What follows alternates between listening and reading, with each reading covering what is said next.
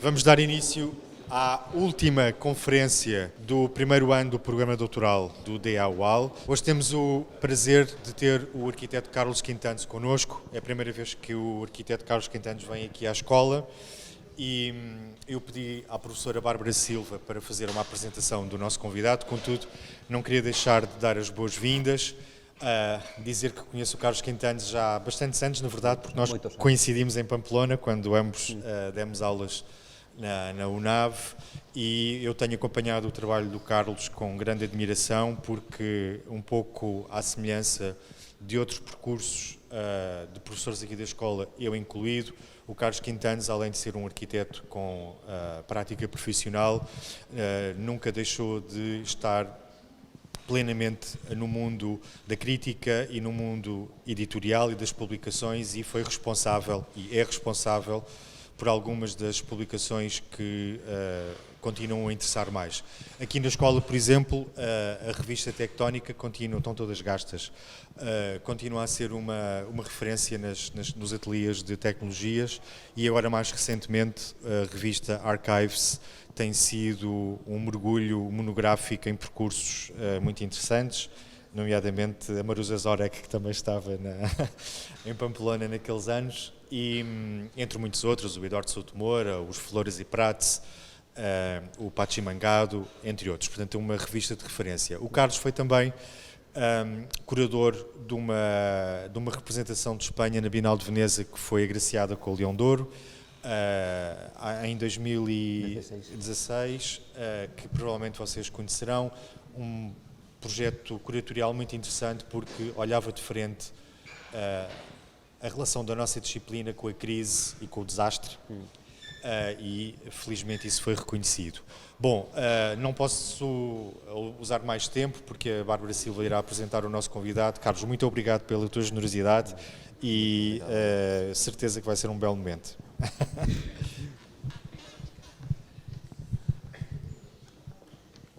Bom dia a todos e um bom ano a todos. Antes de mais, é muito bom ter-vos aqui nesta conferência, assistir à conferência, e é muito bom ter aqui o Carlos, que eu agradeço novamente, que o Ricardo já agradeceu, mas agradeço novamente a disponibilidade por estar aqui.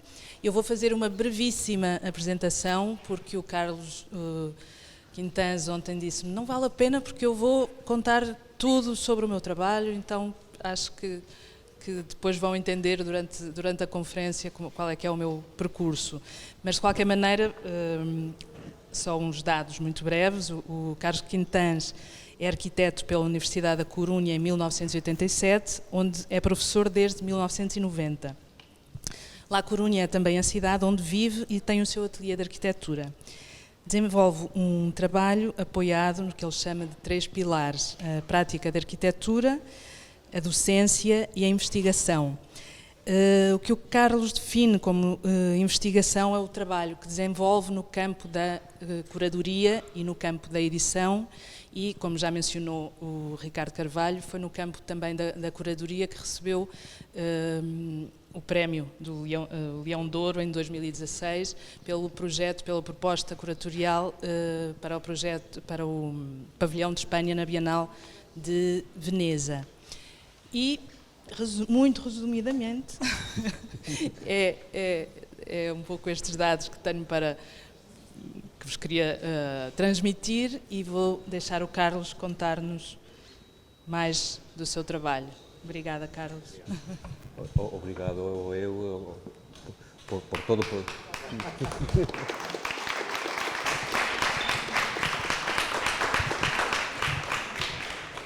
Obrigado polo convite, a verdad que é un honor estar aquí. Obrigado pola irresponsabilidade de chamarme para vir a dar aulas, a estar con vos e a contar as cousas. Vou a falar en español na conferencia, porque entendo que para nós é moi fácil entendervos, son galego, escribimos o mesmo, pero falamos distinto. Entón, creo que é mellor que fale en español para eliminar os problemas de comunicación. Bueno, también es decir, mi relación con Lisboa es muy antigua y de hecho yo creo que conozco a casi todos los profesores de esta escuela y tengo relación de muchos años con vosotros, de vernos en distintas universidades o de vernos en Vigo, ¿no? Con el premio Enor, que ha sido un premio que hemos inventado en el 2005, lo veremos luego, para estar juntos los arquitectos españoles y portugueses comiendo, ¿no? Porque era lo que nos reunía, ¿no? En ese punto de la frontera que realmente nos permitía reunirnos a todos, ¿no? Hoy no voy a hablar de mi trabajo como arquitecto, sino que voy a hablar, no sé si, ayer comentábamos, decía que no sé si es investigación o qué es, ¿no? Lo que hago. Lo que sé es que son mis intereses con lo que trabajo y esos intereses yo planteo que es mi obligación como arquitecto y como profesor intentar mejorar la sociedad e intentar ayudar a que el conocimiento se pueda compartir. Una de las primeras cosas o amenazas que tengo con mis alumnos es que no me interesan los alumnos que no comparten conocimiento. No me interesan los alumnos que destaquen, me interesa que todos destaquen, todos. Me interesa mucho que la sociedad mejore, ¿no? Hay un texto muy bonito a Víctor López Cotelo, me imagino que no es tan fácil conocerlo fuera de Galicia, aunque él es de Madrid, no es fácil conocerlo, es de los grandes arquitectos de España. ¿Así? ¿Se oye bien? Sí. Víctor López Cotelo, que no tiene un libro, estamos a ver si conseguimos hacer algo con él, pero tiene unas obras maravillosas, sobre todo en Santiago de Compostela. Hay un texto suyo, ahora creo que se oye peor, ¿no? Sí. En el que él es un cuento en el que dice que llega a una ciudad en la que se siente cómodo porque no hay nada que destaque, todo está bien, se mire donde se mire, ¿no? Y por eso a mí me da mucha envidia venir a Portugal, porque eso es más fácil de encontrar en Portugal que en España. En España tenemos muchos saltos, ¿no? Y en Portugal uno se siente muy cómodo en la ciudad y en el campo. Entonces yo todo lo que intento hacer es mostrar mis intereses y comunicarlos de muchas formas, ¿no? Hago casi como de coleccionista. Como no puedo comprar los cuadros, como se hacía antes, ¿no? Antes para coleccionar había que ser muy rico. Hoy podemos coleccionar sin ser ricos, ¿no? Podemos disfrutar de muchas cosas y vosotros disfrutáis de muchas cosas, ¿no? Sin apenas gasto, ¿no? A mis alumnos siempre les intento engañar. Con mis alumnos antes me comunicaba con Pinterest, cuando os interesaba el Pinterest, ahora con Instagram, jamás con TikTok ni con... aún. No, es cierto, sí. Durante muchísimos años con muchas webs, veréis muchas webs mías, veréis muchos PDFs míos, he perdido en 20.000 páginas de PDF con una web que tenía, que no sé muy bien cómo recuperar, y tampoco, de momento, tampoco me veréis con el Virreal, ¿no? Que me imagino que muchos de vosotros ya estáis con el Virreal, ¿no? Pero desde siempre he estado como muy metido con la forma de poder ser tan joven como vosotros y poder entenderme con vosotros, ¿no? Siempre que me dejáis, ¿no? Pues este era, mi mundo siempre ha sido este, ¿no? Intentar guardar todo aquello que a mí me interesaba tener, ¿no? Y hubo un día que descubrí, este es un palacio en el lago que está cerca de Como, descubrí una colección maravillosa. El palacio me he olvidado el nombre, tengo que buscarlo, y desde que Google no permite buscar las imágenes tan fácilmente como antes, a no ser que quieras comprar unos pantalones o una chaqueta, ¿no? Pues ya no es tan fácil buscar las imágenes. Y yo casi todo lo que tengo se ha conseguido realizar en unos momentos en los que Google no se daba cuenta de que estaba ayudando a la sociedad, ¿no? Y permitía un proceso de búsqueda personalizado. Mi ordenador permite buscar de una forma distinta al vuestro, ¿no? No tiene nada que ver, ¿no? Es decir, yo siempre decía que podía vender mi ordenador porque tenía unos procesos de búsqueda almacenados muy importantes que ahora los ha destruido un buen día con un algoritmo, ¿no? En este palacio, esos cuadros, si os fijáis, de repente todos estaban unificados con el marco, la envoltura, ¿cómo se dice? Marco, ¿no? Marca d'água. Y con la moldura, ¿no? La moldura era importante, pero lo que era importante era la composición de todo eso, ¿no? Ese momento me hizo pensar que había ese proceso de apropiación de las cosas de los demás. Yo podía, de alguna forma, combinarlo de tal forma que se pudiese entender, ¿no? Yo siempre he pensado estar en esto, ¿no? en estos procesos de búsqueda, pero nunca tuve una casa tan grande, sí, un atelier tan grande como este, sí lo he tenido, ¿no? Pero llovía dentro, entonces no podía poner papeles, ¿no?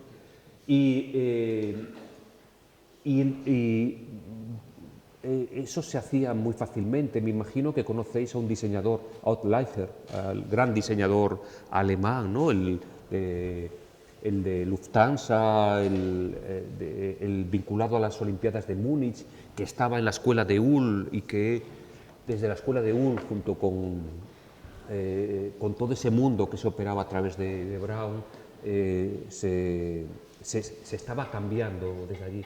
Y Outlier, en su taller, también veía todo aquello que tenía delante para poder ordenarlo, ¿no? Sospechaba que yo tenía algún tipo de enfermedad mental, ¿no? Es decir, era una especie de acumulación de cosas durante toda mi vida, ¿no? Un síndrome de Diógenes, que supongo que aquí también lo entendéis así, digital, ¿no? Y de papel. O sea, mi dinero, el dinero de mi biblioteca, pues es todo lo que he ganado en mi vida, ¿no? Es decir, son todos los libros que he podido tener y comprar y disfrutar, ¿no? Y hubo una exposición en el Reina Sofía que se llamaba Atlas, cómo llevar el mundo a la espalda, en la que aparecía el Atlas Nemoise, ¿no? En la que, si conocéis el trabajo de Aby Warburg, os recomiendo que lo miréis, ¿no? Aby Warburg tenía una colección de libros muy grande y lo que hacía era fotografiaba sus libros y algunas piezas que le interesaban y que no tenían los libros, y sobre un fondo negro empezaba a establecer unas relaciones maravillosas, ¿no? Que unas las explicaba y otras no le dio tiempo a acabar de contarlas. Aby Warburg murió pronto para lo que sería la vida lógica suya, pero nos ha dejado una lógica realmente maravillosa para poder establecer relaciones entre los intereses que uno llega a tener, ¿no? Aby Warburg ha sido muy importante para la teoría de la arquitectura, para la filosofía, ha sido muy importante para mucha gente, a pesar de que durante mucho tiempo nos habíamos olvidado de Aby Warburg. En esa exposición, no sé si hubo otro momento importante, yo creo que en aquel momento era cuando volvíamos a descubrir a Aby Warburg. En esa exposición, de repente, descubrí que había muchos más locos como yo. Había mucha gente que se dedicaba a establecer esas colecciones, ¿no? A guardarlas, porque no estaba no parecía lógico compartirlas con el mundo. Y muchos de esos locos eran artistas importantes, era Richard. Descubrí que había muchos atlas, ¿no? Y yo de pequeño yo soy de una aldea muy pequeña de la Costa da Morte, ¿no? Y tuve que ir a estudiar a Santiago. Y yo, los días que, siendo muy pequeño, a partir de los 12 años, estaba interno en el colegio, no sé cómo se dice eso igual, y la única forma de salir del colegio era inventarte una historia para poder salir del colegio. Entonces yo todas las semanas lo que hacía era descubrir todas las exposiciones que había en la ciudad para poder salir del colegio, ¿no? Entonces yo llegaba a las galerías y a los museos con 12 años, me recibían con una sonrisa porque era niño raro, ¿no? Solo, ¿no? Viendo las exposiciones, y siempre pasaba al lado de un atlas, ¿no? Que está en una plaza, y yo no sé por qué miraba ese atlas, ¿no? Un atlas llevando el mundo a la espalda, ¿no? Llevando el conocimiento del mundo a la espalda.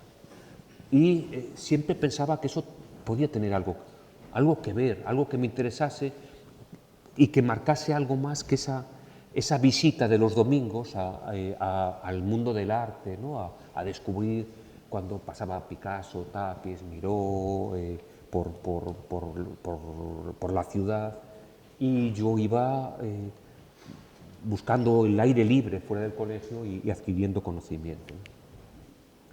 Esa exposición de atlas, ¿no? del Reina Sofía, me permitió descubrir que había muchos atlas, como os decía, ¿no? Unos con contenido político, otros con otro tipo de contenido, ¿no? Pero el mundo estaba lleno de esas situaciones y yo iba almacenando incluso atlas de atlas, ¿no? Es decir, tenía un atlas de atlas, que era este, ¿no?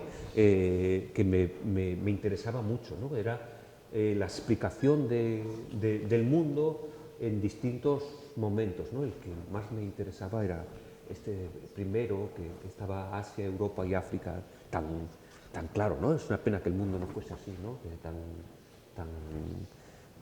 Tan lógico, ¿no? Y nosotros teníamos un problema en nuestra escuela. Yo estudié en Coruña toda mi etapa como alumno, y teníamos una biblioteca que estaba empezando a funcionar. Nuestra escuela tiene 50 años, los cumple dentro de unos meses, y la biblioteca estaba empezando a ser algo, ¿no? Y no se permitía el acceso a los alumnos. La única forma de poder acceder era ser bibliotecario, ¿sí? Es decir, no había dinero para los bibliotecarios, y yo con 19, 20 años me convertí en bibliotecario, ¿sí? Entonces, todo el poco tiempo que tenía entre clases, yo estaba tocando los libros, ordenándolos, comprando libros y dando los libros que mis compañeros me pedían, diciendo un libro amarillo con una foto del que se ha hablado en no sé qué clase, ¿no?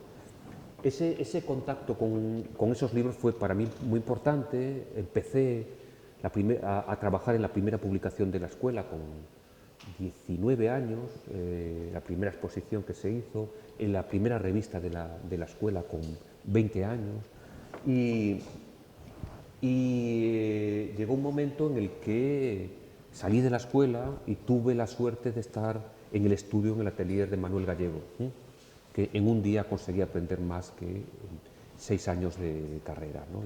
6 más el fin de carrera. Y no me di cuenta, y pasado un tiempo descubrí que yo estaba haciendo el primer libro de Manuel Gallego. De hecho, pasados muchos años me di cuenta que aparecía mi nombre como el autor del libro, y yo simplemente estaba ayudando en el estudio en ese momento, ¿no? Y empecé a ver que yo estaba haciendo cosas vinculadas con el papel. Empecé a trabajar en la revista Obradoiro, con una etapa muy bonita, con Alfonso Penela y con Alberto Noguerol, nada más acabar. Y llegó un momento que después de estar colaborando con alguna revista, estaba estudiando en Madrid un máster de rehabilitación, y yo me enfadaba todas las semanas, porque iba todas las semanas a Madrid a ese máster, me enfadaba y hablaba en aquel momento con los que dirigían una revista en la que yo estaba colaborando. Y ellos sabían que les quedaba muy poco tiempo en esa revista. Y me pidieron, en esas comidas que hacíamos todas las sextas feiras, ¿no?, me pidieron que empezásemos a pensar una revista nueva para hacerla juntos. En aquel momento España era una potencia editorial gigantesca, ¿no? Es decir, no éramos todavía, después luego llegamos a ser la mayor potencia editorial del mundo, porque llegamos a ser España dueños de Birhauser y todo eso, ¿no? Fue una anomalía, pero había la gente que era un poco mayor que yo, estaban haciendo muchas publicaciones, entonces teníamos que hacer una revista que no se pareciese a ninguna otra, ¿no? Y yo era profesor de construcción, de proyectos, siempre fuera de Coruña, pero en Coruña de construcción, porque a los 3 años de acabar la carrera conseguí 2 plazas en la escuela y no sabía a cuál destinar mi vida, y hablando con Manolo Gallego me dijo, no sé por qué tienes dudas, ¿no? Si Sisa da clase de construcción, no sé por qué no vas a dar tu clase de construcción, tienes que ser como Sisa. Manuel Gallego para mí es el mejor arquitecto y nunca ha dado clase de proyectos, ha dado clase de urbanismo hasta el último año de su carrera, ¿no? Entonces, siempre podemos hablar de proyectos desde otras disciplinas, ¿no? Porque todo es lo mismo, ¿no? Menos las matemáticas, ¿no? Incluso las matemáticas yo creo que se pueden contar de esa forma. Bueno, pues empezamos a imaginar una revista que no existiese y nos dimos cuenta que solamente había otra revista que se parecía a la nuestra, que se llamaba Detail, en un país donde la técnica era muy importante. Y fui descubriendo que había otras publicaciones de contenido técnico que me imagino que no serán fáciles de localizar aquí, que venían del mundo anglosajón, que se hacían cada año. Había otro tipo de publicaciones, ¿no?, que no era fácil que llegasen a España. Nosotros estábamos más apartados de Europa que vosotros. O sea, la comunicación vuestra con Europa era más fácil que la comunicación nuestra, a pesar de que aparentemente estábamos más cerca. Vosotros os conectabais por el Reino Unido, ¿no?, y nosotros no sabíamos por dónde conectarnos con nadie, ¿no? Pues empezamos en el año 94, empezamos a pensar esa revista. Salió el primer número en el año 96 y duró hasta el año 2013. Y llegamos a hacer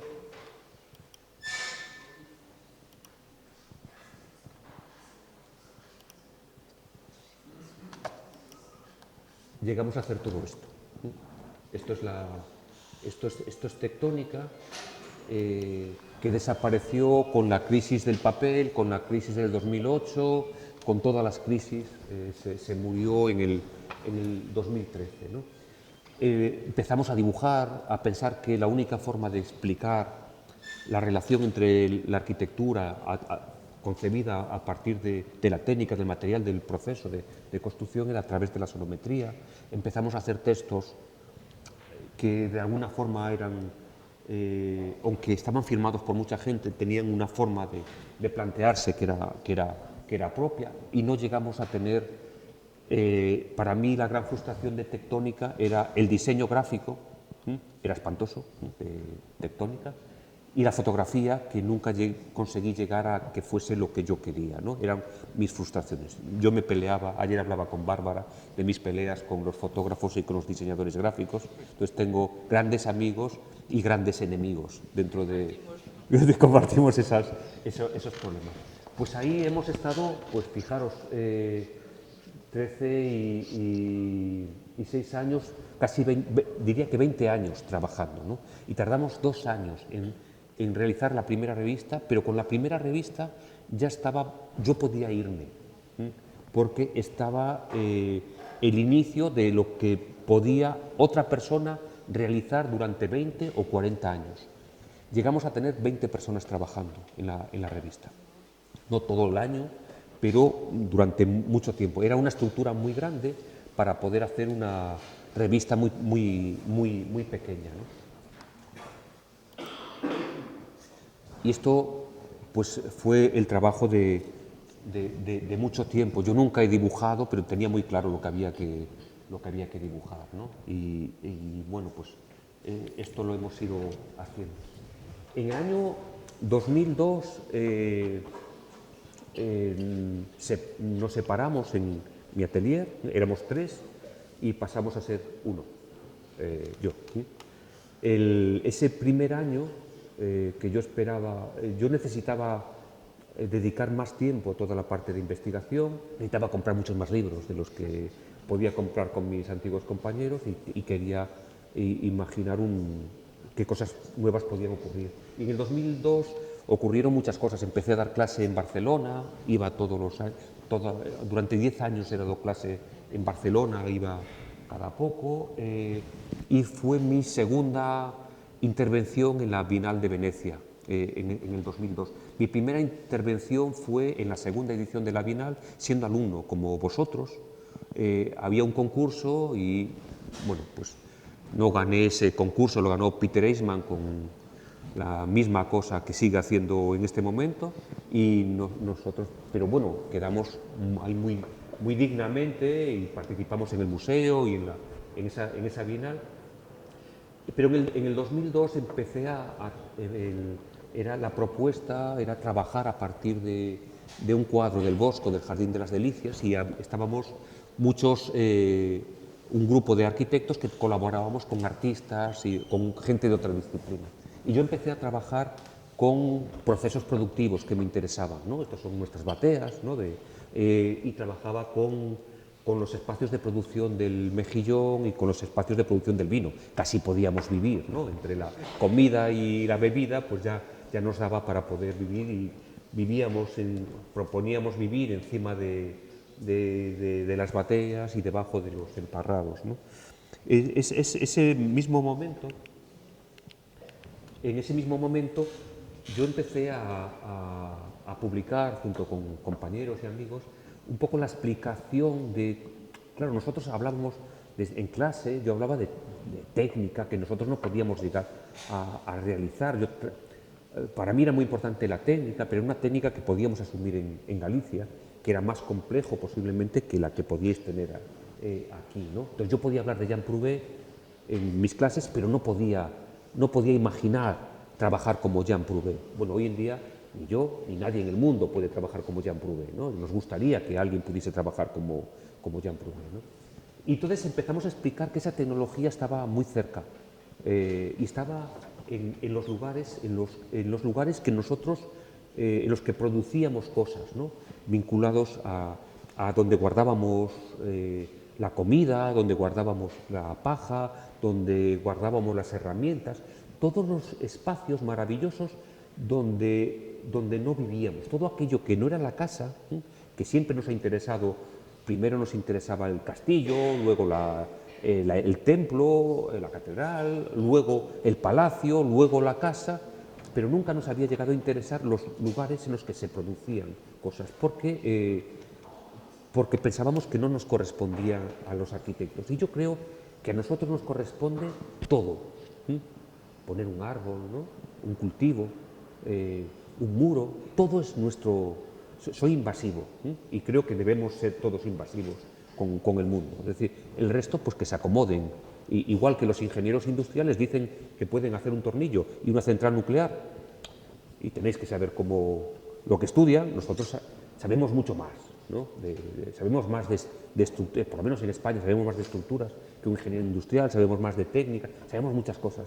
Podemos hacer cualquier cosa en el mundo, lo que sea, menos los coches, que se nos da mal, ¿no? Es decir, el del Corvo está mal, el de Renzo Piano está mal, pero el resto yo creo que podemos cambiar el mundo, ¿no? Entonces hicimos este libro, en lo que explicábamos que desde siempre podíamos explicar la tecnología que había en estos lugares.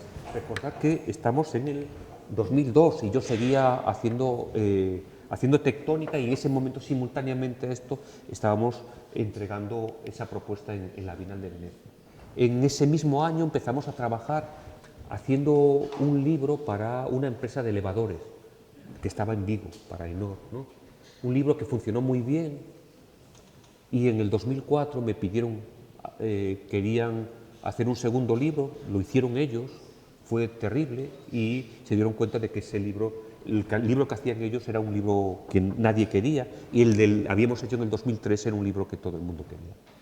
Y entonces me encargaron cómo hacerle libros todos los años. Ellos querían regalar, en vez de un presunto cada Nadal, querían regalar un libro, que es mucho más bonito y más barato que regalar un presunto, ¿no?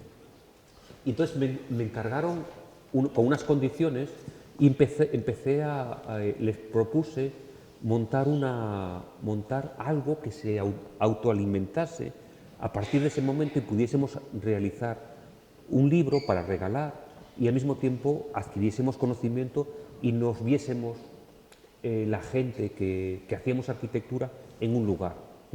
Y además nos vemos en torno a mi cumpleaños. Entonces parece que es mi cumpleaños y nos vemos allí los arquitectos españoles y portugueses. Antes nos veíamos muchos y ahora con las crisis pues es más difícil vernos. Pero yo creo que los que de aquí han estado en el ENOR me imagino que recordarán cómo estábamos muy, muy a gusto allí. Empezamos a hacer libros que ahora estamos haciendo la edición de este año. Antes las hacíamos cada año y ahora las hacemos cada 3 porque no tenemos dinero, ¿no? Pero bueno, aquí tenéis y aquí podéis descargaros.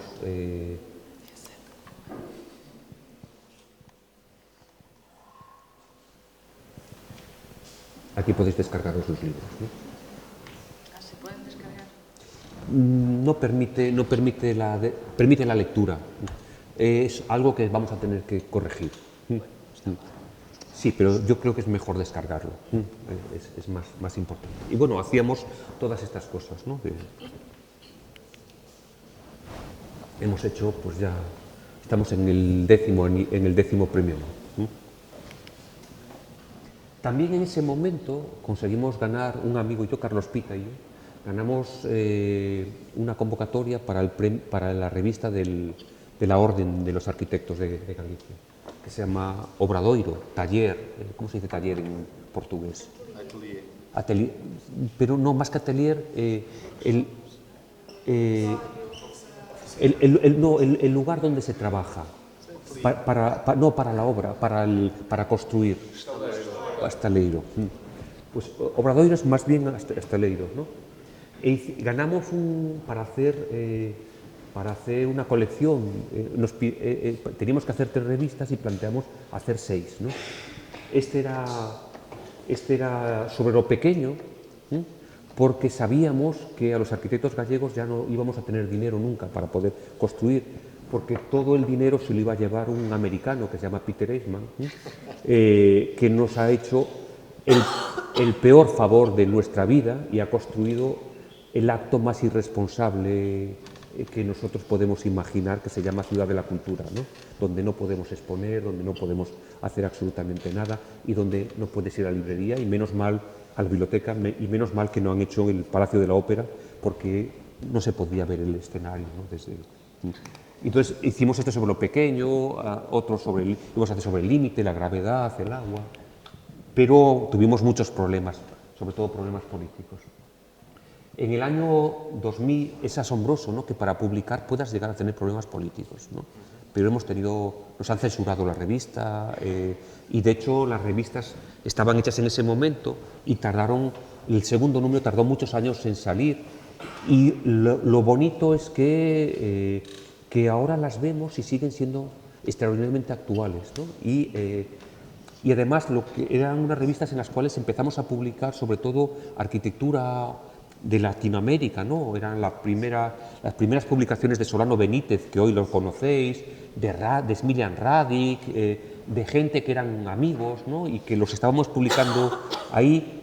Y ellos en este momento lo reconocen que esa era como la primera conexión que había con Europa de todo ese grupo de gente, y ahora ha salido una película que se llama Feos, Malos y Sucios, ¿no?, en la que nos la dedican, o sea que debemos ser eso, los feos, malos y sucios, ¿no?, o ellos son los feos, malos y sucios, Y es una película en la cual cuentan, nos entrevistan y cuentan a muchos que era por qué hacíamos aquello en aquel momento, ¿no? En el año 2007 me encargan una cosa muy bonita, ¿no? Nosotros en Galicia somos productores de madera, pero no había tecnología, ¿no? Entonces me encargaron que mostrásemos al mundo cómo éramos capaces de tener tecnología, ¿no? Y me lo encargaron junto a la Facultad de Económicas y a un equipo, en pensar que el 2007 no se hace tanto, pero en cuanto a web hace muchísimo, ¿no? Y teníamos detrás un equipo informático de la universidad muy importante. Entonces nos permitió, esto desapareció un buen día. Fue el trabajo de 2 años y medio, casi 3, y un buen día alguien no pagó la web y todo ese trabajo desapareció. Era un trabajo muy bonito, muy bonito, ¿no? Entonces nosotros, muchas de las cosas que en el 96 estábamos pensando que podíamos hacer en Tectónica y no teníamos suficiente papel para poder hacer, la web nos permitía hacerlo. O sea, la web y además nos permitía establecer relaciones que con el papel es muy difícil. Entonces nosotros ahí incluíamos libros que eran propios, links a libros que se podían ver en abierto legalmente, ¿no? Podíamos hacer PDFs de las obras, podíamos explicar tecnología, procedimientos, las referencias eran esos libros, pero era todo como muy, muy amplio. Esto es el año 2007, ¿no? Y teníamos dentro, todo esto son las publicaciones que hacíamos, ¿no? Todo esto estaba dentro de, como solo pudimos imprimir en papel esto, todo el resto estaba en la web. Y eso me permitió que en el 2009 todo ese síndrome de Diógenes que tenía en mi ordenador, ¿no? Todo eso que iba intentando ordenar, no he encontrado nunca la forma de ordenarlo totalmente, me permitió que en el año 2009 saliese una web que se llamaba Tectónica Blog, que ha durado hasta el día que ganó las elecciones Donald Trump. Yo estaba en Dos Hermanas en Sevilla y me parecía que había que marcar el final de esa etapa de una forma que nadie olvidase. O sea, esa fecha nos la íbamos a acordar toda la vida, ¿no? Y me parecía que era un desagradable momento que había que recordar, porque también acababa mi conexión con Tectónica Blog, ¿no? Y todo esto lo hacíamos desde mi estudio, ¿no? Aquí llegamos a hacer, en obras, llegamos a hacer como unas 1.500 obras, unas 20.000 páginas en PDF que se podían descargar. Algunas todavía las podéis localizar. Desde ahí teníais las referencias, que se podían encontrar muchos libros, lo que había actual, construcciones, lugares y objetos, ¿no? Eso se mejoró un poco en el diseño aquí, en esta segunda etapa. Y simultáneamente empezamos a trabajar en el 2011 con un grupo de trabajo para investigar cómo podía ser la ciudad de Santiago en el momento que hubiese dinero para poder intervenir en el espacio público. En el 2011 se sabía que hasta el 2021 no llegaba el dinero, ¿no? Porque era siguiente año Xacobeo, y montamos una forma de trabajo dentro del colectivo que nos permitía imaginar el espacio público de Santiago. Entonces empezamos a trabajar con periódicos, gracias a que los diseñadores con los que estábamos trabajando estaban muy interesados con los periódicos, con los jornales, y yo, cuando hubo una etapa mía política, yo fui presidente de la Orden de los Arquitectos, ¿no? Porque tenemos que comprometernos absolutamente con todas las cosas, tenemos que tener en nuestra vida todas nuestras facetas para responder de nuestros actos, ¿no? Y en aquel momento teníamos la posibilidad de trabajar con un jornal para publicar cosas que nosotros hacíamos. No las leía nadie, porque solamente los arquitectos en aquel momento escribíamos para arquitectos y nadie quería leer lo que... Pero el soporte a mí me parecía muy bonito. Entonces empezamos a trabajar en el 2011 con esos periódicos y a partir de ahí pues las bienales españolas todas se hacen con periódicos, ¿no? Con jornales. Y en el 2015, yo toda esa colección de ese orden en el mundo que yo quería hacer, pues me permitió hacer mi cuarto título de tesis, el definitivo. Antes os puedo contar todos los que hice antes, ¿no? Y este es el que hice, que era simplemente un capítulo de aquello que yo estaba ordenando y que estaba mostrando a través de la web, que lo podéis descargar, por supuesto, ahí, ¿no? Y en el 2017,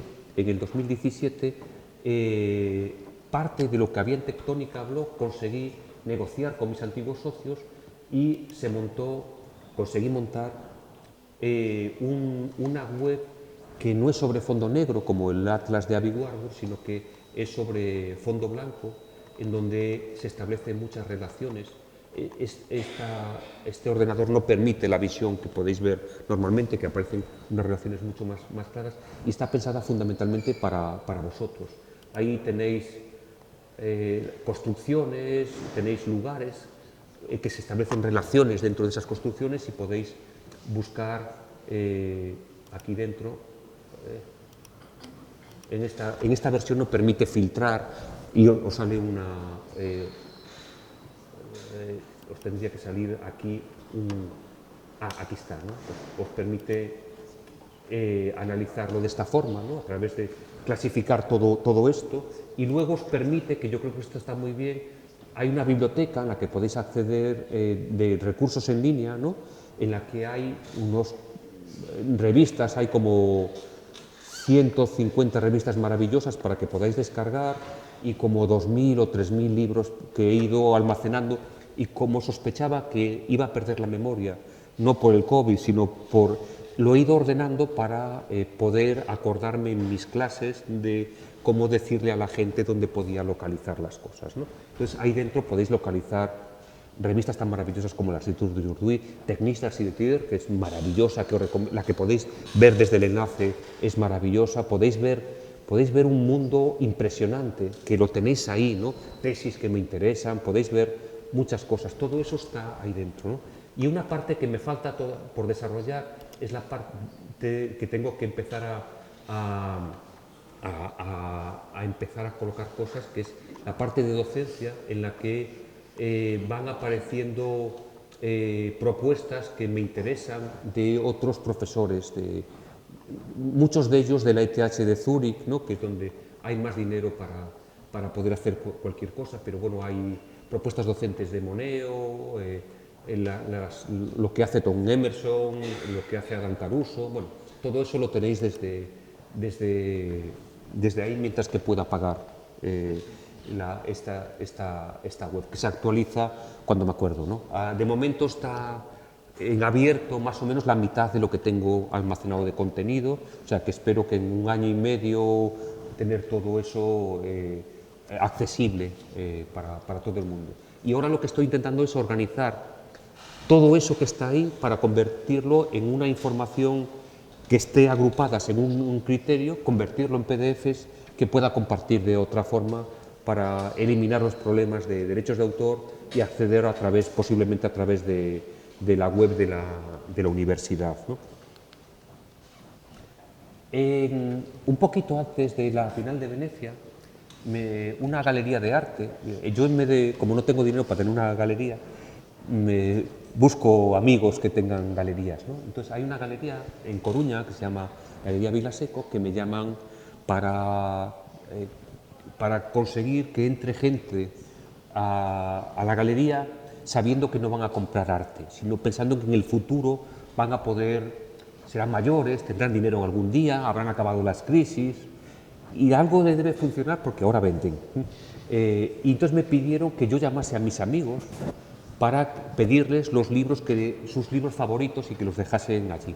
Me parecía lo peor que yo podía hacerle a mis amigos, ¿no? Yo pensaba que nadie me perdonaría dejar allí sus libros, yo no iba a dejar los míos, ¿cómo iba a pedirle los libros de los demás, ¿no? Y entonces se me ocurrió un juego que me parecía mucho más interesante. era pedir, establecer reglas. Yo toda mi vida lo que creo que he hecho bien es establecer reglas. Y con esas reglas puedo irme y viene otro y cuenta reglas, ¿no? Entonces lo que le dije era que yo quería hacer un juego que era que cada persona que viniese eligiese 12 imágenes.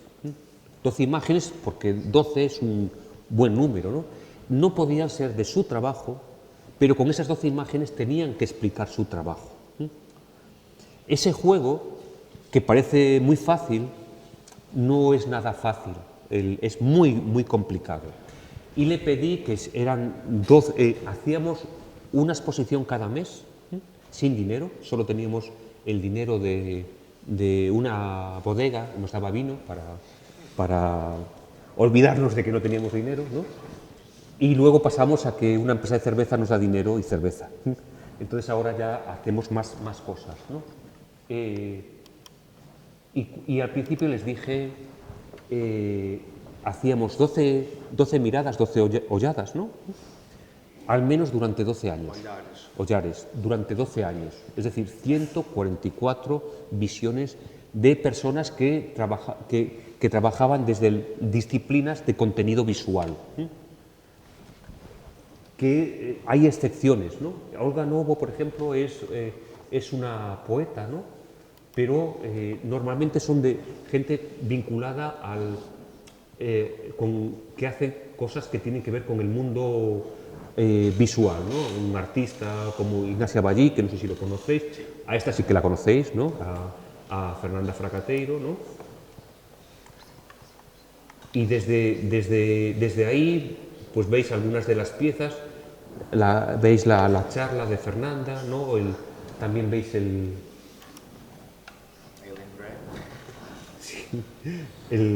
bueno, conocéis a más gente, ¿no? A Joao, ¿sí? Artistas que si no los conocéis debéis conocerlos, a diseñadores gráficos maravillosos como Cus Novillo, inventores, diría que maravillosos, que son arquitectos, cineastas, pintores, paisajistas, músicos que elaboran máquinas. Y esto lo hacíamos en la ciudad, en Coruña, pero también hacíamos talleres, ¿no? Los talleres, ahora tenemos este espacio, que no lo he hecho yo, que ya está hecho, ¿no? Y ahí dentro, pues, vamos haciendo los talleres y también podéis rastrearlos, ¿no? Lo que vamos haciendo ahí dentro, ¿no? No siempre tenemos vídeos, pero la intención es... Aballín nos propuso realizar unos ejercicios sobre la idea de Cabaña a partir de un libro que se titula Cabañas para pensar, editado por la Fundación Luis Seoane, y a partir de la idea de Cabaña que recoge este volumen, realizar una serie de ejercicios de la idea de Cabaña como espacio arquitectónico. Y otra de las visitas que recibimos fue la de Beatriz, que nos habló sobre las diferentes rutas, diferentes construcciones y manifestaciones artísticas del románico en la zona de la Ribeira Sacra.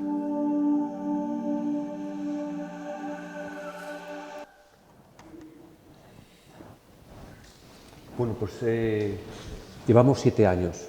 Cuando contamos esto, en la galería me dijeron que 12 años sin ningún problema, ¿no? Pero empezamos a contar fuera y me dijeron 12 años, pero eso dura más que un matrimonio, ¿no? Y dije, bueno, vamos a quedar unidos para toda la vida, ¿no? Eso es, nos falta, tuvimos el COVID en medio y cada vez somos más ambiciosos. Llegamos a hacer algún taller en Nueva York, entonces no tenemos tanto dinero y no es tan fácil que lleguemos a las 144 conferencias. Vamos en este momento, no todas están en la web, pero creo que estamos cerca de las 50, estamos en este momento, que bueno, que no está mal. Y lo que hemos hecho es como un grupo en el cual el roce con otras disciplinas es maravilloso, ¿no? Eso lo que me ha permitido es tener muchos contactos con mucha gente. Y es esto empezamos, 12 miradas empezamos antes de de que fuésemos a hacer Anfinis a Venecia, ¿no? Y estábamos coqueteando con esa empresa de cervezas, ¿no? Y le dijimos si venían, si nos ayudaban, si nos daban cerveza para la fiesta de la Bienal de Venecia. Sabéis que normalmente hay una fiesta, o había una fiesta antes, ¿no? Y nosotros hicimos la fiesta más barata de todas las fiestas y la fiesta más divertida de todas. Se bebieron todo, incluso se bebían unas botellas de agua negra porque no sabían que contenía agua. Bebieron todo menos el agua mineral, ¿no? Es decir, que eso era lo único que no bebían. Y fue una fiesta maravillosa. Y tuvimos la suerte de ganar el León de Oro inmerecidamente, con una propuesta que era una propuesta, yo creo que muy sensata, teórica, pero lógica, ¿no? De cómo teníamos que enfrentarnos a los cambios que nos venían de la crisis y a los cambios derivados a que el mundo estaba agotando sus recursos, ¿no? Y que teníamos que explicar qué era lo que podíamos hacer, ¿no? Entonces, de nuevo, sigue estando la web, la sigo pagando, o sea que podéis entrar dentro de eso, ¿no? Ahí veis las obras, las propuestas. Esto era un concurso que hicimos, las miradas son fotografías, hay entrevistas, que esto es imposible verlo, eran como 14 horas de entrevistas, es decir, creo que nadie ha visto todas las entrevistas que hemos hecho, y las descargas, desde aquí podéis descargar, ya no es tan fácil, pero hay un catálogo y el periódico que podéis descargaros, pero tenéis que entrar dentro de esa web para buscar el enlace directo, porque me han cambiado el enlace ahí. Y lo que hicimos era analizar cada una de esas obras. De nuevo eran un número determinado y se contaban a través de una sonometría y de una fotografía. Desde ahí, de nuevo, podéis entrar y ver el PDF, descargarlo. Hay mucha información, y en el pabellón lo que había era códigos QR, aparte de los elementos físicos que aparecían, ¿no? Y tenéis la posibilidad de ir consiguiendo el libro, el periódico. Hay otro libro que está en inglés, que todavía se vende ahora, que es muy gordo, que ese es muy fácil de acceder, pero lo que todavía podéis descargar desde la web son estos PDFs, y los metéis dentro de esta cajita que vendía una tienda que aquí tenéis, que es danesa, que se llama Tiger, ¿no? Vendía estas cajitas que eran perfectas, y con las impresoras en formato folleto imprimís el A4, se pliega y se le pone una grapa, y esto es una parte del contenido, ¿no? Entonces, nosotros fuimos los últimos que empezamos, nos asignaron el comisariado, fuimos el último país, fuimos en diciembre, el 21 de diciembre, que es cuando es la lotería de Navidad en España. Ese día estábamos en Venecia, nos estaban explicando qué es lo que teníamos que hacer, y en mayo estuvo todo listo, la web, los libros, absolutamente todo, ¿no?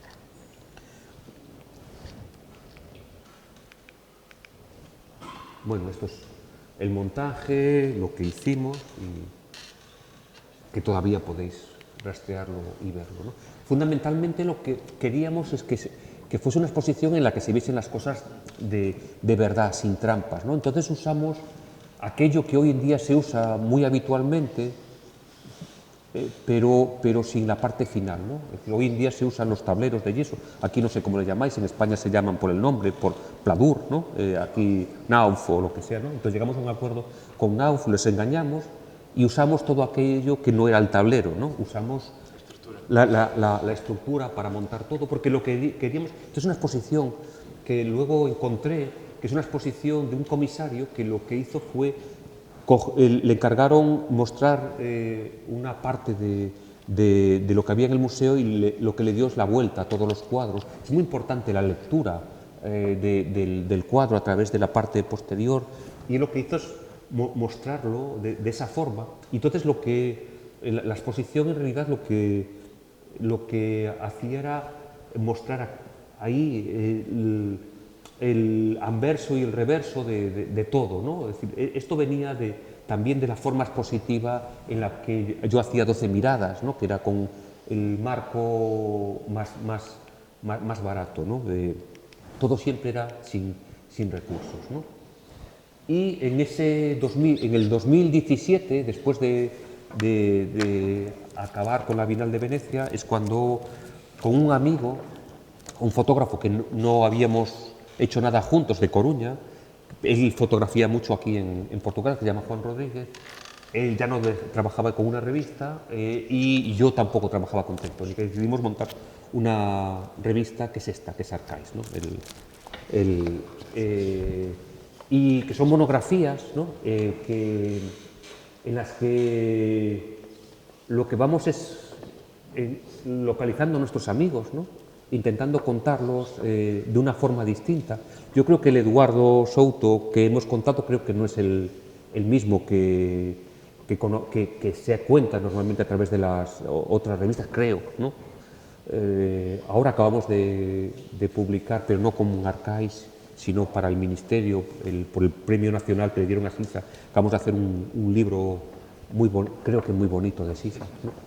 Bueno, y estamos haciendo los Arcais, ahora vamos a intentar hacer el 10º Arcais. Y es una historia muy bonita porque vamos visitando amigos, algún amigo lo hacemos en ese momento, ¿no? Sus lugares, bueno, tiene una estructura, si miráis la revista, tiene una estructura como muy clara. Ahí aparecen imágenes también que no son de la obra, es decir, igual que 12 miradas. Pedimos una referencia con alguien que no sea de la disciplina, entonces Andrea de Plas, por ejemplo, llamó a un bodeguero, ¿no? Para explicar el territorio, es muy importante entender el territorio a través del vino, ¿no? Y él tenía esa obsesión de explicar el territorio y lo hizo a través de ese bodeguero. Jan de Wilder explicaba a través de la gente que trabajaba en las obras, ¿no? Flores y Prats a través de un artista. Entonces íbamos haciendo esa búsqueda y nos dimos cuenta de que todo eso nos permitía tener mucha más información de la que podíamos imaginar. Con lo cual el año pasado hemos empezado a publicar una nueva revista que se llama Universum, que os la voy a explicar ahora dentro de un momento, ¿no? Con lo cual ahora hacemos una más. Le vais sumando, este es el Arcais es esto, ¿no? Esto es Arcais, este es el último, el de Macías Peredo. Lo que nos gusta mucho es que algunos los conozcáis y otros no tengáis ni idea de quiénes son, ¿no? A Marusa, para Marusa muchos no la conocéis. Sí, pero pues entonces sí que la conocéis, ¿no? A Macías Peredo a lo mejor ya no tanto, ¿no? Pero bueno, pues a Pachi sí lo conocéis todos, a Eduardo ninguno, y bueno, pues estos son nuestros Arcais que vamos haciendo, ¿no? Esta es la editorial permite hacer eso, más revistas y más libros, ¿no? En el año 2019, unos amigos se fueron a Burkina Faso con dinero para ayudar. No sé si conocéis estas viviendas de una zona muy concreta de Burkina. Hoy es muy difícil llegar, pero tengo un amigo que vivía en Burkina y con el que me llevo muy bien. Y él, junto con un ceramista maravilloso, el mejor ceramista del mundo, bueno, aquí tenéis muy buenos ceramistas, ¿no? Pero se llama Tony Cumella, se fueron allí y llevaron dinero para ayudar, porque estas casas se mantienen cada año y las mantienen las mujeres y los niños. Entonces ellos llevaron dinero para pagarle a ellas, para poder arreglar las casas, esas maravillas de casas. Y volvieron con fotografías, vídeos, con muchas cosas, y llegaron a un acuerdo con la Orden de los Arquitectos, porque querían hacer una exposición y le preguntaron que con quién y dijeron que conmigo, ¿no? Yo que vivo como en la otra punta de España, y me dieron todo ese material, ¿no? Entonces, con todo ese material,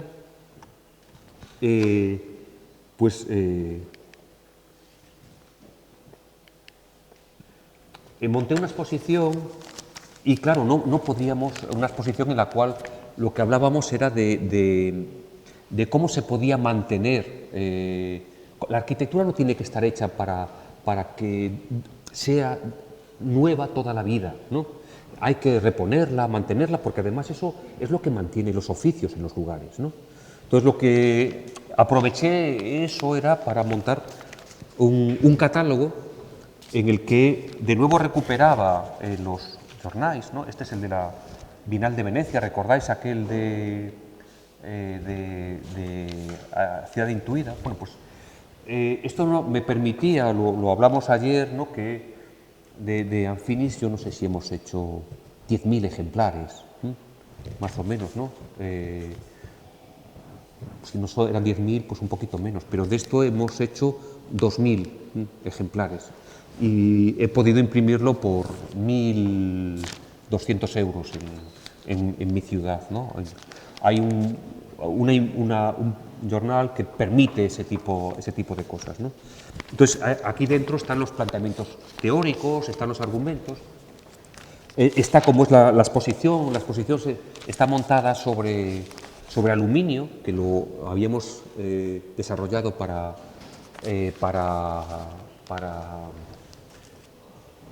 la Bienal de Venecia, y a través de una equivocación, en el momento que monté la exposición en Sydney, descubrí que podíamos imprimir directamente sobre el aluminio sin tratar, ¿no? Y salían unas cosas maravillosas.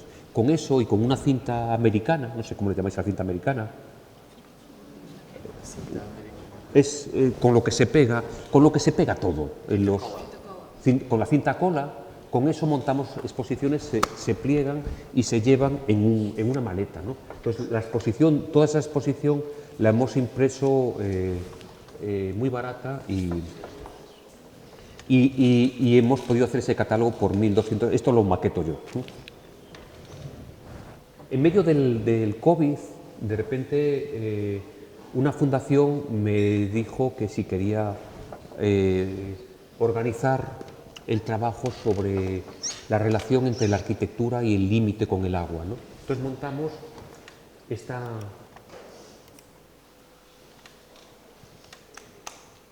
exposición y esta web en la que podéis entrar y en la que podéis ver, pues, fundamentalmente es la visión de espacios productivos en contacto con el mar, que se ven vistos desde dron, ¿no?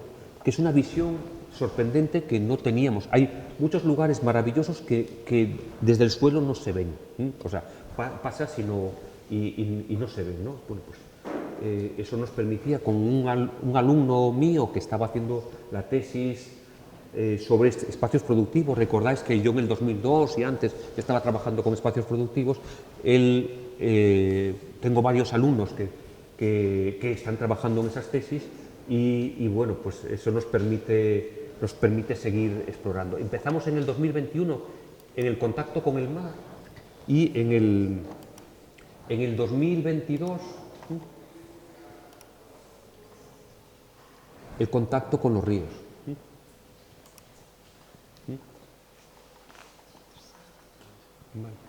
Hice el cálculo, me hacen falta 3 personas durante 10 años para hacer el trabajo. Veis que yo nunca hago nada en tiempos cortos, ¿no?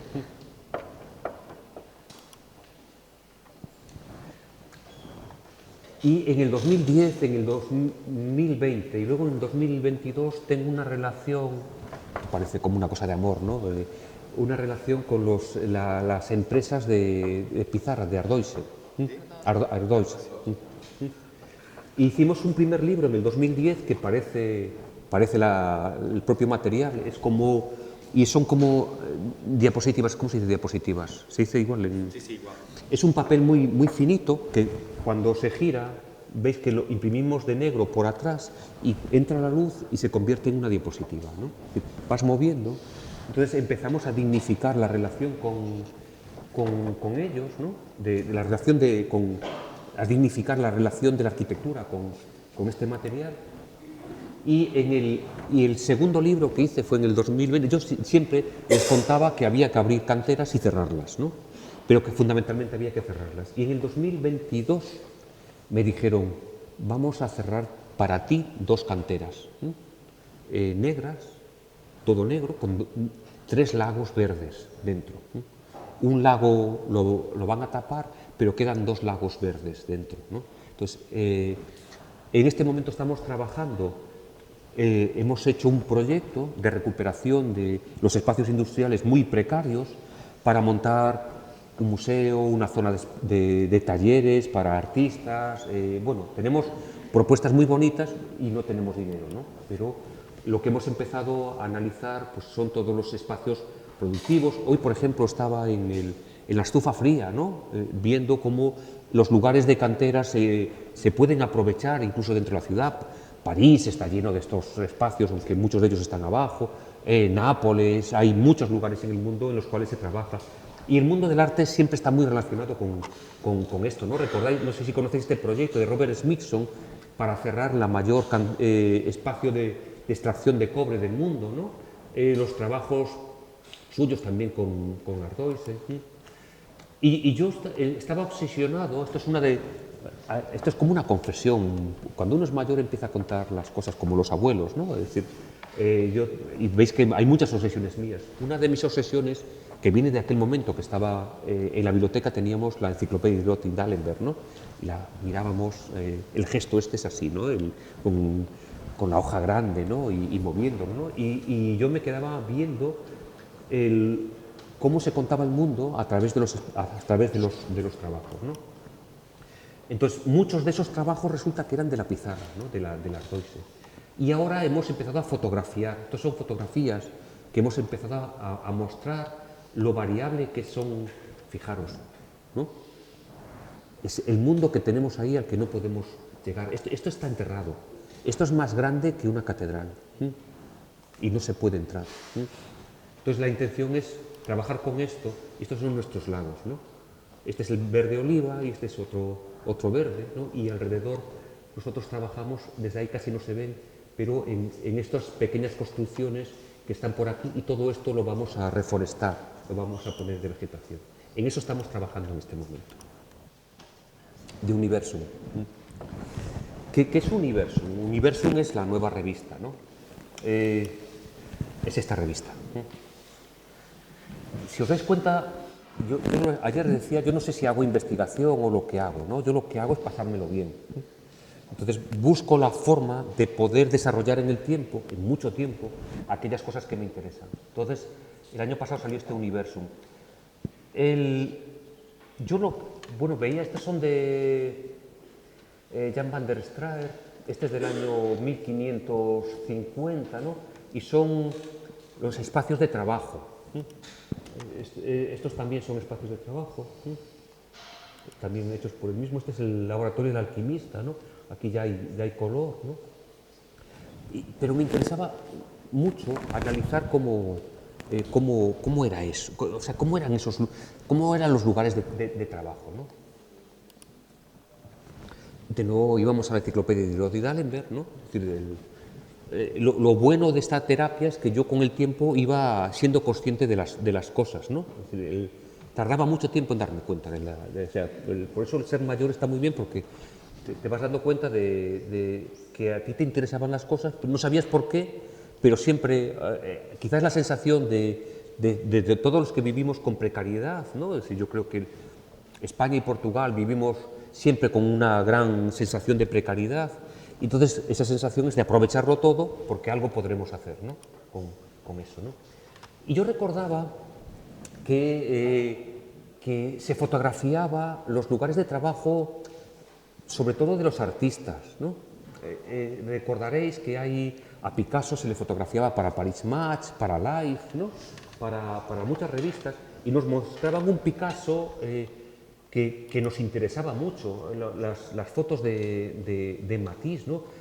Yo cuando descubrí esto dije, ostras, imaginarme a esta señora, ¿no? Siendo, si recordáis el cuadro luego, sorprende, ¿no? El momento, ¿no?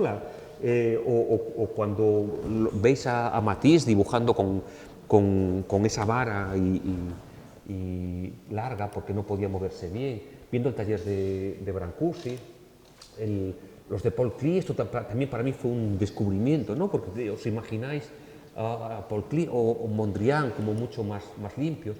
Los de Calder son preciosas, las fotos, ¿no? Sobre todo cuando estaba haciendo circus, ¿no? Aquí estaba haciendo circus, ¿no? Esas fotos son muy importantes. Bueno, las de Pollock, ¿no? Para entender realmente los problemas que tenía Pollock, ¿no? Y por qué salía lo que hacía. Entender realmente el espacio donde trabajaba Warhol, donde vivía y donde había fiestas y ese tipo de cosas, ¿no? Con papel de aluminio en las paredes, todo cutre y reflejando la luz, ¿no? Todo eso a mí me parecía maravilloso, ¿no?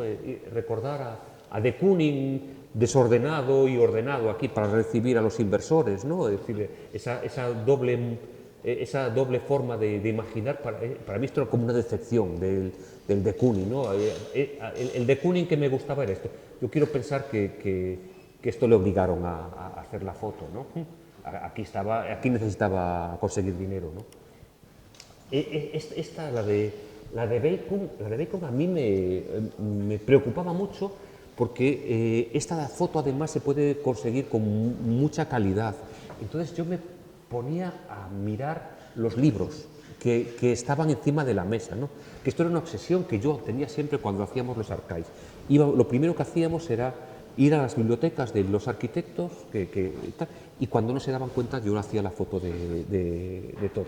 Alguna vez ya, si había confianza, ya le decía que hacíamos las fotos de sus libros, porque realmente era muy fácil entenderlo, cómo pensaban a través de lo que leía, ¿no?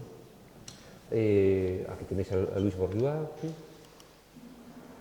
Esos espacios de trabajo podían ser variables, ¿no? Es decir, Denis Le Bosby, pues es un espacio que es mudable, ¿no? ¿Sí?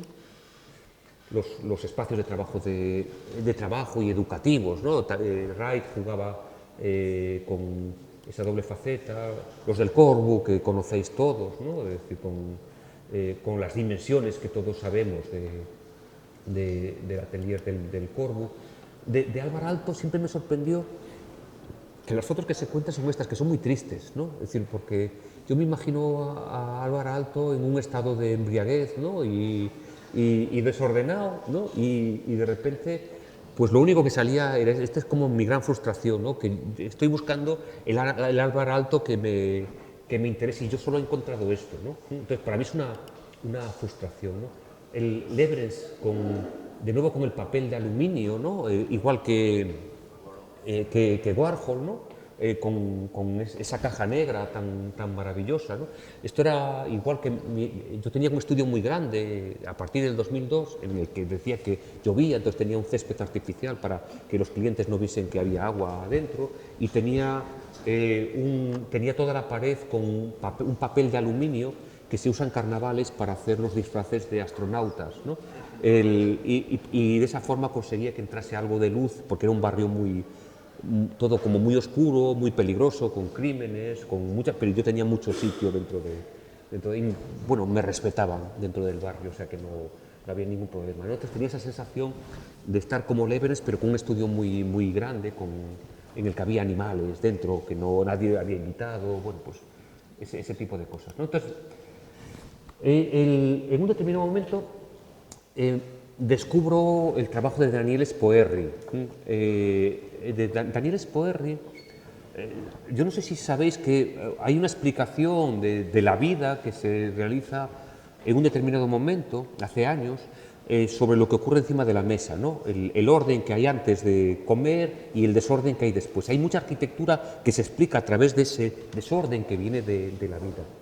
Y entonces, buscando ese desorden, descubro las fotografías de Daniel Spoerri, que fundamentalmente se dedicó a eso. Y en un determinado momento, en esa búsqueda, pues porque en algún momento por algo llegué a obsesionarme con el trabajo de Daniel Spoerri, descubro este libro que es la topografía del cambio, pero no podía conseguir el libro. Era muy difícil en aquel momento, no existía Iberlibro, no existían, o no lo sabía, no lo sabía de segunda mano, ¿no? Y yo pensaba que en ese libro aparecían dibujados los espacios de trabajo de sus amigos. Y me parecía maravilloso, ¿no?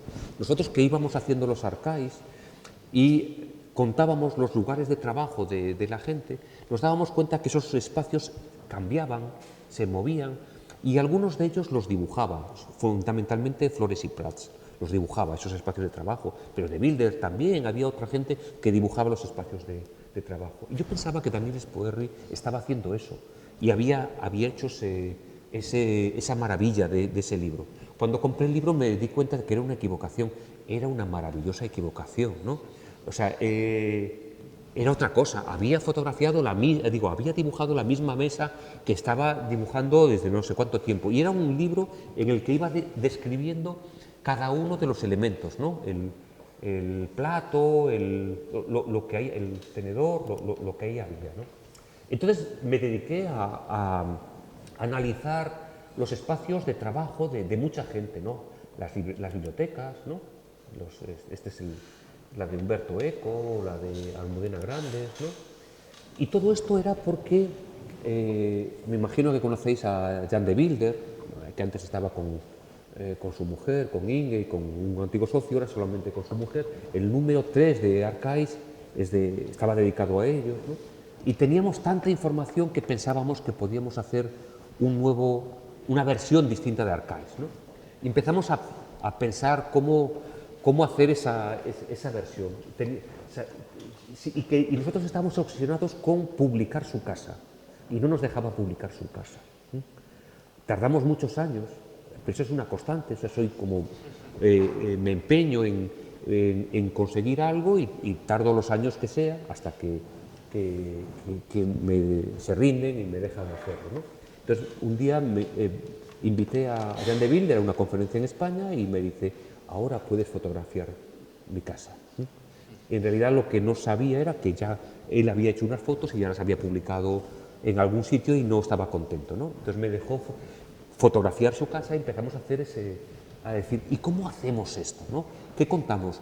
Arcais solamente publica los proyectos que están construidos, 10 proyectos, ¿no?, que podemos fotografiar en un momento por el mismo fotógrafo, y nosotros queríamos contar otros proyectos que a lo mejor no salen, o que son difíciles, o que no se acaban.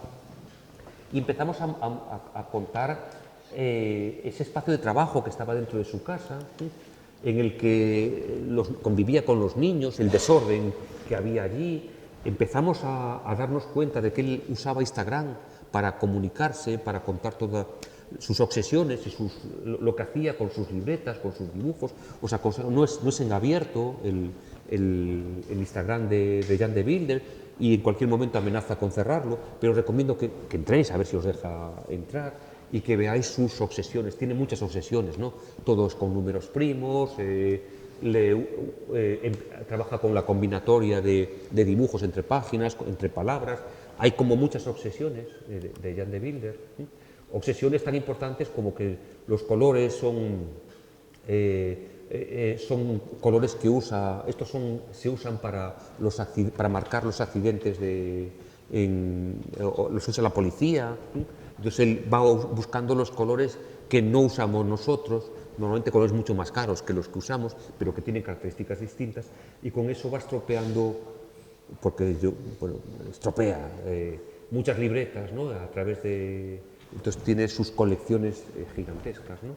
Entonces con Jan de Bilder el problema es que íbamos a hacer ese primer universum, o ADN, porque se iba a llamar ADN inicialmente, pero veis que al final hablo siempre de atlas, de universos, ¿no?, de cada uno, y no podíamos hacerlo porque él iba cambiando su atelier, ¿no? Y de hecho, bueno, pues hicimos el de Flores y Prats, pues porque era como más fácil.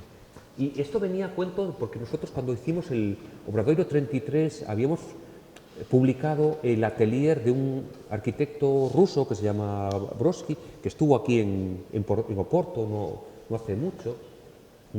Nosotros lo conocíamos porque un amigo nuestro vivía entre Coruña y Moscú, y fotografiamos su espacio de trabajo, y sabíamos que su espacio de trabajo nuevo, este ya no era peligroso, en el otro era peligroso entrar, era complicado, ¿no? Peligroso porque se podía caer alguien que entraba allí.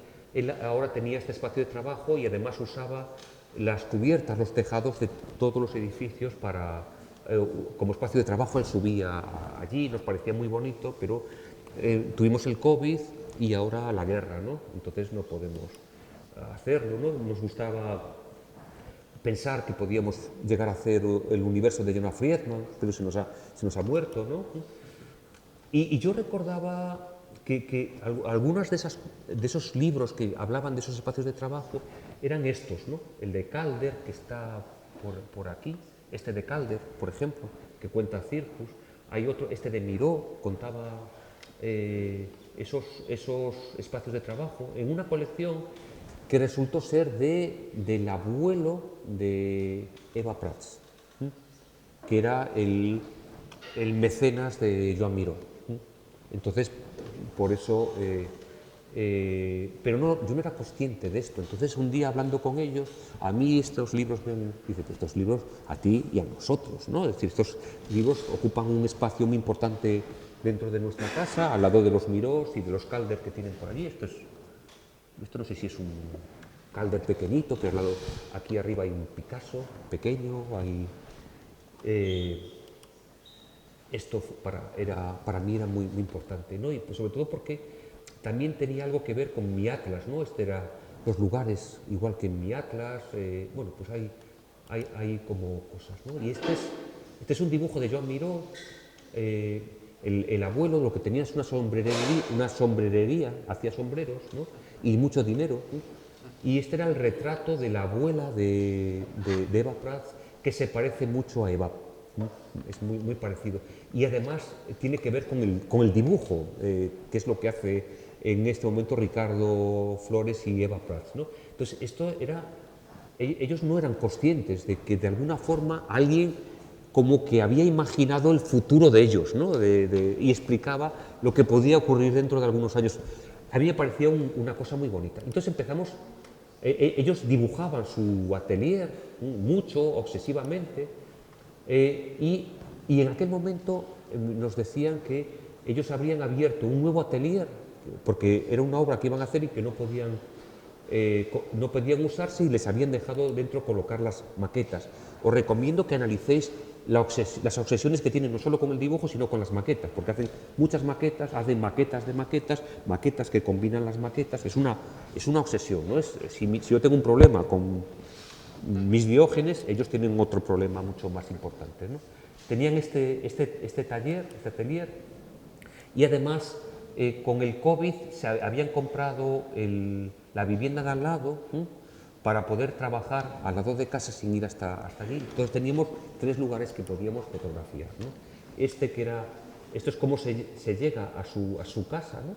A su taller, que está en un punto de transición con la Barcelona medieval y con la Barcelona más reciente, ¿no? Y dentro pues están todas sus colecciones, sus cosas, ¿no? de sus viajes, y descubrimos los proyectos que ellos estaban haciendo en ese momento. Este que es para Suecia, esto está muy cerquita de Malmo, en Lund, es un proyecto que todavía en ese momento estaban comenzando, ¿no? Que es este, todavía siguen haciéndolo, ¿no? Y podíamos contarlo de esa forma, con sistemas de dibujo distintos que hasta ese momento no habían usado, ¿no? Podíamos ver las libretas que ellos usaban, estas de apuntes, las anteriores que veíais allí antes, en las que iban anotando cosas, ¿no? Todas sus colecciones de maquetas, pero también como, bueno, estaban con otro proyecto, el de Varietés en Bruselas, ¿eh? Proyectos que eran como nuevos es decir, porque la siguiente ocasión que podíamos hacer un arcais de Ricardo y de Eva posiblemente sea dentro de 10 años, ¿no? Porque al ritmo que van tardaremos eso, ¿no? Pero ya podíamos... Esto es lo que están haciendo en este momento, Varietés, ¿no? Y la forma de dibujar nueva, ¿no? Que tenía como muy gráfica, nos parecía que eso era como muy importante. Y al mismo tiempo ellos era un momento que estaban trabajando con la superposición de dibujos, ¿no? Toda esa obsesión no se podía hacer a través de una publicación normal, y por eso Universo nos permitía en cada caso adaptarnos a la narración de lo que ocurría dentro del taller, ¿no? Y eso se veía, esa transparencia, fijaros, ¿no? Aquí con Eva, cómo se ve la transparencia de los dibujos, cómo se ve cómo se van pegando todos esos dibujos unos sobre otros antes de hacer un dibujo nuevo, ¿no? Cómo se van transformando toda la sucesión de papeles. Pero al mismo tiempo ellos disponen como de unos pequeños muebles en los cuales, ahora los veréis, pueden ir viendo la maqueta para poder realizar los dibujos. Ese trabajo que hicimos con ellos les permitió al mismo tiempo diseñar un programa docente muy bonito vinculado con el proceso de dibujo, que luego han desarrollado para la ETH de Zúrich, y ahora estamos haciendo el libro de su proyecto docente, ¿no? con los resultados, que es nuestra primera colaboración con la ETH de Zúrich, ¿no? Entonces, ellos, ¿qué hacían? Pues para poder realizar esos dibujos, con un amigo común diseñaron estos muebles hechos con restos de muebles de la calle. Y entonces los muebles son para guardar sus cosas, ¿no? Ricardo es argentino, entonces tenían el mate, ¿no? Y veíamos, nos parecía muy interesante ver cómo la obsesión por guardar sus cosas, ¿no? Muy próxima a la de Miralles, o sea, la forma, o sea, yo creo que de las cosas que más me impactó en mi vida era una entrevista que le hicimos a Miralles, que nunca hemos podido publicar, y de repente descubrimos todo un Miralles que no se contaba, ¿no? Y que era necesario contarlo a través del espacio de trabajo. Me hubiese gustado mucho hacer un universo de Miralles, sería maravilloso, del estudio anterior, ¿no?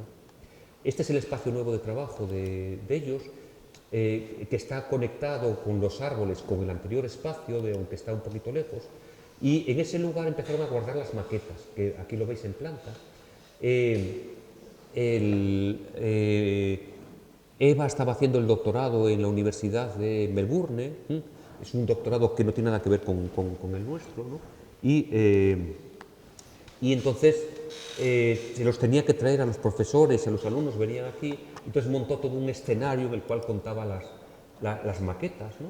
Y entonces empezamos a darnos cuenta de que podíamos jugar, ellos jugaban con esas maquetas, las abrían, las cerraban, las miraban, y bueno, aquí lo veis, ¿no? Es decir, cómo se van moviendo.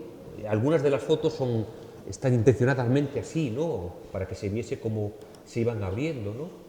Y este es el montaje que Eva hizo en un plano que ocupa casi como el ancho de esta habitación, que era muy difícil de poder reproducir, en el que iba contando todo su proceso proyectual para conseguir el doctorado, y queríamos contarlo, ¿no? Nos parecía que no habría otra posibilidad de contarlo. Y al mismo tiempo ellos estaban usando ese espacio para hacer a tamaño real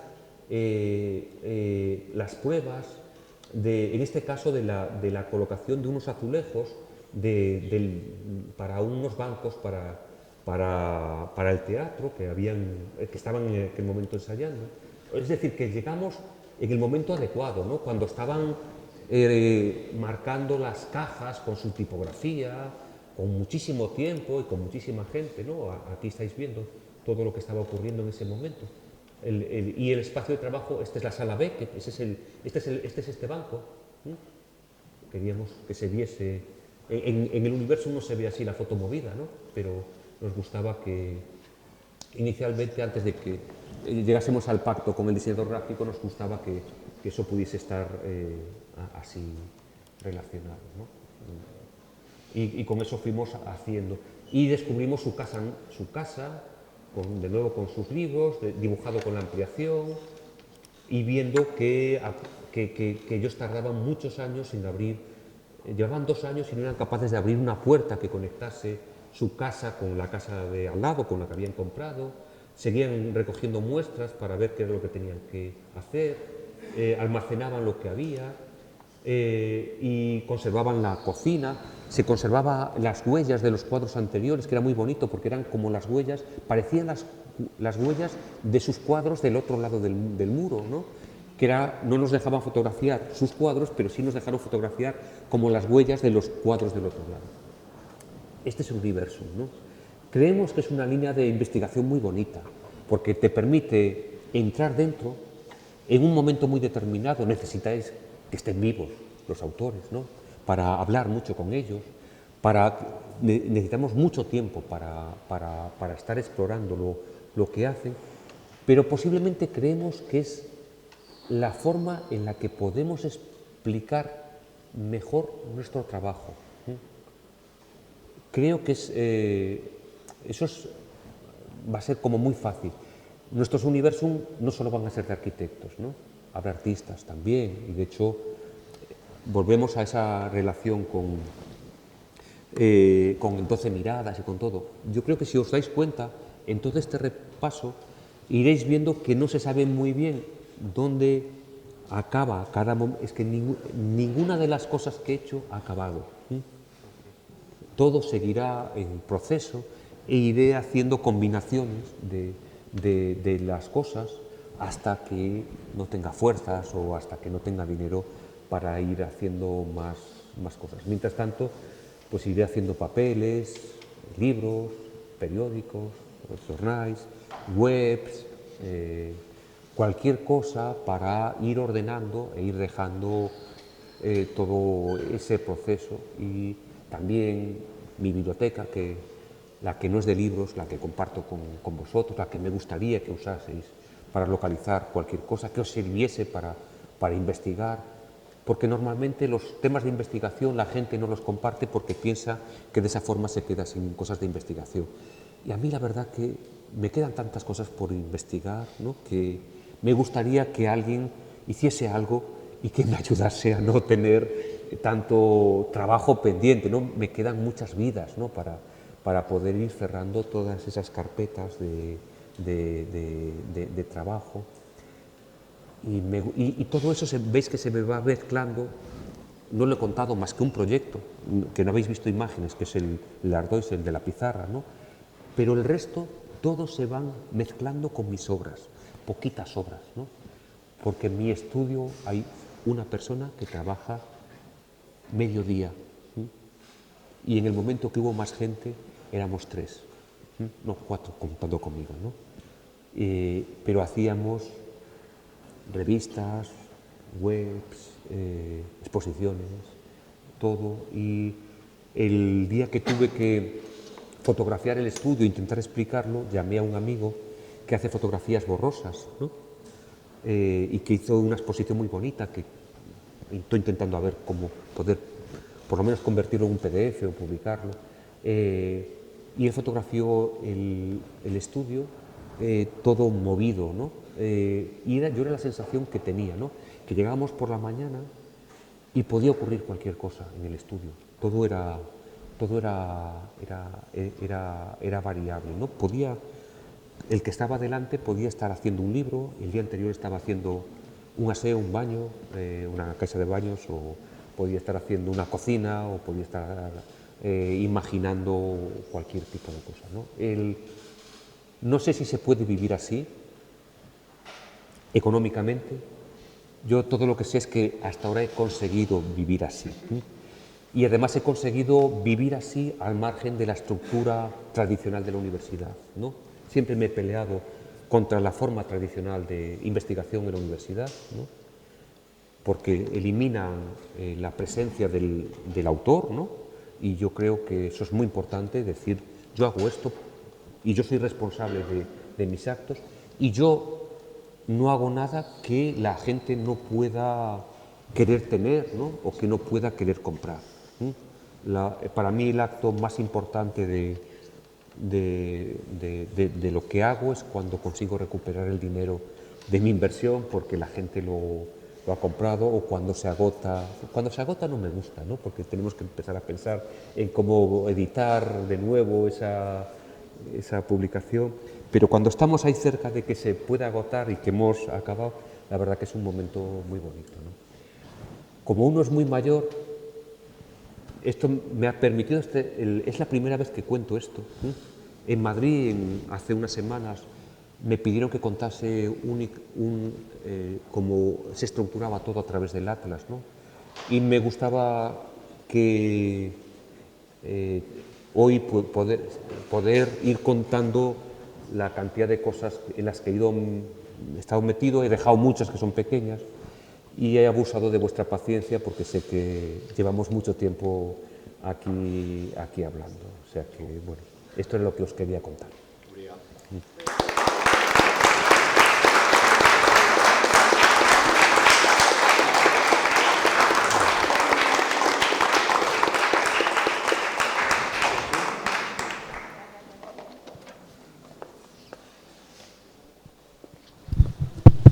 Bom, muito obrigado, Carlos Quintanos. Foi uma palestra muito inspiradora e eu diria que a ideia do unfinished, do inacabado, é muito clara e do ciclo, mas há uma outra ideia que eu gostaria de lançar que tem a ver com um colóquio que nós organizámos quase há 10 anos aqui na escola, que se chamava Posições Publicadas.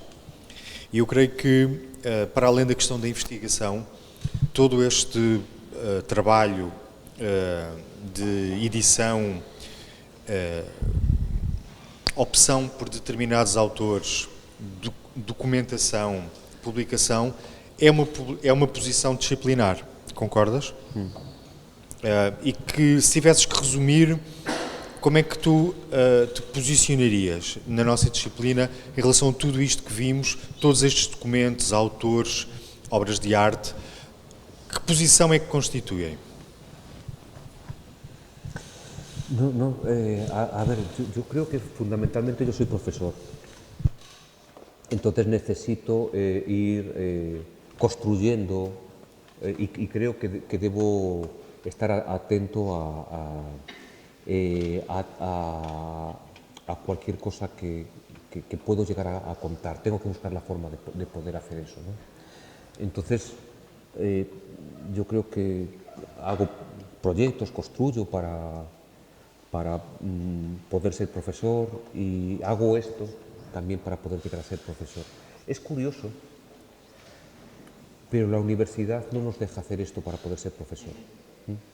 Es decir, toda esta, o sea, construir realmente, legalmente nosotros no podemos construir en España, legalmente no podemos hacerlo, ¿no? Los profesores. Los profesores. Y sorprende porque si sabéis, yo creo que los sueldos aquí son mejores que en España, sí. Después hablamos de los sueldos de España y de los sueldos de aquí, pero podemos tener problemas. Y la investigación también. Solo hay un tipo de investigación que la universidad premia, que a mí no me interesa nada. Pero toda esta investigación yo he tenido que hacerla siempre fuera de la universidad, ¿no? Y entonces me da mucha pena, ¿no? En Suiza se hace dentro de la universidad. O sea, todo esto, eso lo hablábamos ayer, ¿no? A mis amigos, ¿no? Sobre todo yo siempre me comparo con Andrea de Plas, ¿no? Andrea tiene dinero y gente para hacer muchas cosas y yo estoy solo, ¿no? Manuel sabe en Mendrisio, ¿no? Todos los recursos que hay para trabajar, ¿no? Para hacer cosas, ¿no? Y Mendrisio comparado con Zúrich no es nada, ¿no? Es decir, la diferencia es muy importante. Y aquí tenemos que hacer todo esto pues un poco porque nos lo pasamos bien, ¿no? Y porque la sociedad sabe que nos lo pasamos bien. Ese es el gran problema. El gran problema es eso, ¿no? Entonces, bueno, todos son excusas, ¿no? Para ir haciendo cosas y sobre todo para ir aprendiendo y haciendo amigos. Es decir, esto lo que te deja es que vas sumando capas de intereses y lecturas que interesam. Não sei se he contestado adequadamente a... Sim, lo que queria dizer também é que, para mim, todo isto é arquitetura. Há corpo de trabalho que é muito unitário. A ti te gusta falar do unfinished e do ciclo, mas si Porque uno... está sin acabar todo. O sea, Sí, yo sigo sin acabar sí. todo. Por eso te decía que esta es tu posición en la disciplina. Los autores que eliges, lo que quieres mostrar, se diz em castelhano? Sí, Sim, habla um pouco sim, português, sim. posso falar em português. favor. E eu acho que é uma coisa muito importante, sobretudo nas escolas, dizermos que a arquitetura, o pensamento sobre a arquitetura é isto também, este modo muito livre de passear sobre a história da arquitetura sem preconceitos académicos, com muitos tempos, muitas coisas diferentes. A ideia do Atlas é isso. Quando tu mostras o Aby Warburg ou o André Malraux, o que eles estavam a querer dizer é que temos que pôr coisas juntas que não nasceram para estarem juntas. Nós é que as estamos a juntar e estamos a criar uma nova conexão. E isso é um pensamento arquitetónico. Não é? Eu não queria dominar aqui o... Há outras perguntas também, mas eu se calhar ia só fazer um comentário. Primeiro agradecer esta conferência, que foi absolutamente incrível, e eu acho que uma maneira bastante bonita de fechar este ciclo de conferências da primeira edição do nosso curso de doutoramento, porque precisamente o nosso curso de doutoramento surgiu a partir desta perspectiva de que agora abordavas, de que realmente muitas vezes, ou normalmente, a academia está relativamente distanciada deste tipo de práticas, e por isso mesmo é que no doutoramento decidimos desde o princípio incluir um seminário de práticas editoriais, um seminário de práticas curatoriais, porque precisamente é nestes universos editorial e curatorial que se tem feito a maior parte da investigação realmente relevante do ponto de vista do que é investigar a prática arquitetónica contemporânea, ou seja, parece que a prática arquitetónica contemporânea tem estado relativamente afastada do universo da academia, e portanto eu acho que foi realmente uma maneira muitíssimo bonita de terminarmos este ciclo de conferências, porque de facto aquilo que tu nos trazes é precisamente aquilo que nós ambicionamos fazer aqui com os nossos alunos, que é precisamente aproximar a academia da prática profissional, e realmente foi também bastante bonito para mim, e penso para todos os que estão aqui, ver este trabalho de tantos anos e que de alguma maneira com o qual nós todos fomos sempre estabelecendo uma relação enorme, porque realmente a relação dos arquitetos portugueses com a prática editorial que se tem vindo a praticar em Espanha durante muitos anos, em muitos anos em que nós praticamente não tínhamos uma prática editorial em Portugal, infelizmente, e aprendemos todo espanhol e fomos todos espanhol lindamente por causa disso, exatamente. E realmente é bastante bonito. E queria dizer-te que eu penso que, por isso é que eu e a Bárbara tínhamos proposto que viesses falar-nos em particular do Universum, porque eu acredito claramente que este é o teu projeto maior, ou seja, é um projeto absolutamente incrível, porque aquilo que acontece é que todos nós, quando analisamos uma obra de arquitetura ou quando visitamos um espaço, há sempre qualquer coisa que está por detrás daquilo que é esse espaço, que fica por dizer, não é? E de alguma maneira este projeto de investigação, este projeto editorial, procura revelar o que é que está por detrás dos edifícios de arquitetura, que tem a ver com o fazer arquitetura propriamente. E há muitos arquitetos a fazer investigação, historiadores a fazer investigação, mas a verdade é que aquilo que os arquitetos podem trazer para a investigação de diferente tem a ver precisamente com esta perspectiva de que nós temos a ideia de como é que se faz arquitetura e conseguimos eventualmente colocar-nos na situação em que um determinado arquiteto estava quando fazia a arquitetura. E estes livros são incríveis, acho eu, desse ponto de vista, porque nos aproximam de uma forma quase vertiginosa desse ato de fazer arquitetura, ou seja, e percebemos exatamente o que é que rodeava os arquitetos no momento em que estavam a fazer arquitetura, quais é que eram as suas referências, os seus livros, etc., quando nos mostraste aqui, e isso é de uma riqueza enorme para que se consiga perceber que os edifícios não nascem do nada, não é? Enfim, era sobretudo este comentário, era sobretudo para te agradecer, porque acho que foi um contributo incrível para a nossa discussão. encerramos a nossa sessão. Estamos